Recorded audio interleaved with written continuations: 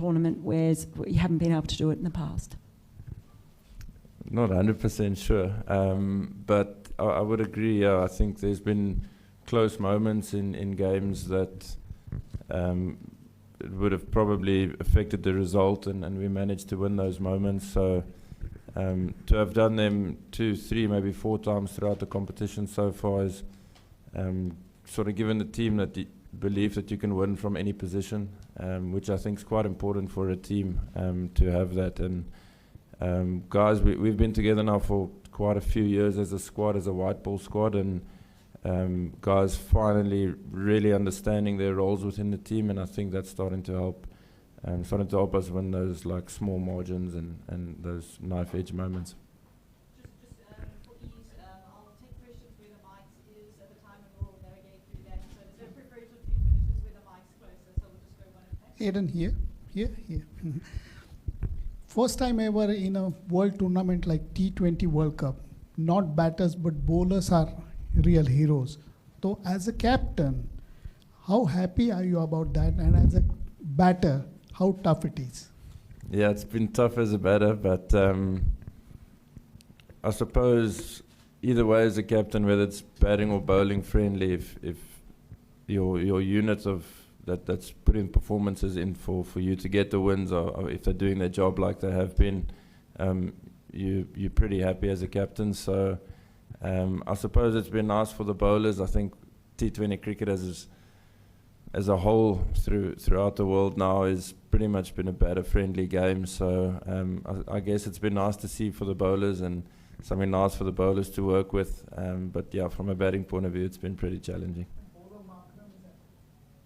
I mean, half and half. I haven't bowled too much, but yeah, we'll see what happens.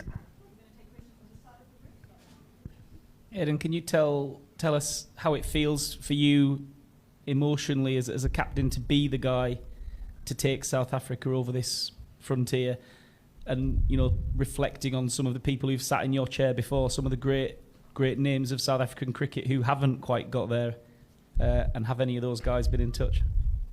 Yeah, there's been a lot of support back home, or from back home from past players, which is special for us as a group. They're the guys that inspired us when we were younger, and to now be firstly making them proud, but also having their support obviously means a hell of a lot to us as a team.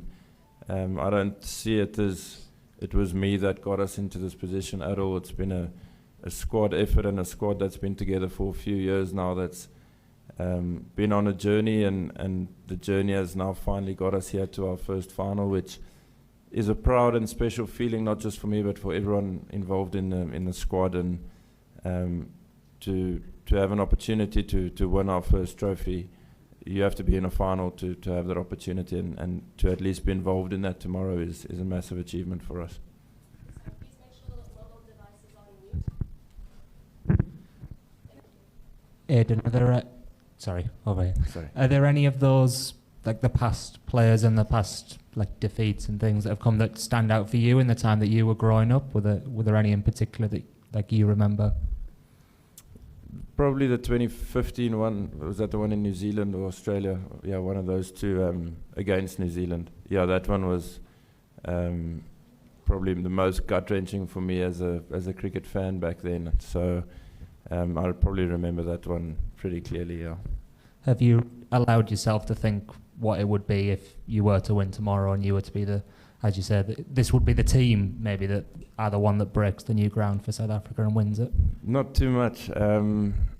Yeah, it's almost like you get in a competition like this and things move pretty quickly. You play a game, you get on a plane, you fly, you check in at a new hotel and play your next game of cricket the next day. So I don't think there's too much reflecting that happens, but it's more the opportunity and that we have of being in a final that sort of excites me quite a bit. I think after the competition we'll sit back and really appreciate what we've achieved so far as a team.